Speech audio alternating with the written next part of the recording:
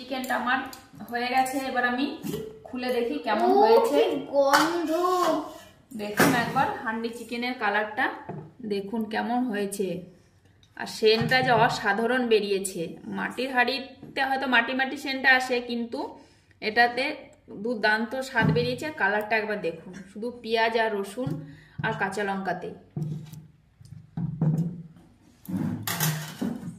তো এখন এই যে চিকেনটা একবার দেখুন, সেদ্ধটা দেখুন, দেখুন সেদ্ধটা দেখুন, আর কালারটা দেখুন, অসাধারণ। মিশা গরম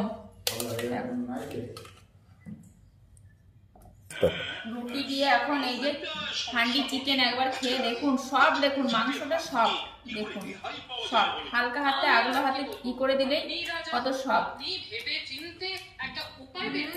দুর্দান্ত স্বাদ হয়েছে পুরো। এটা কেমন হয়েছে? এর স্বাদের তুলনা নেই।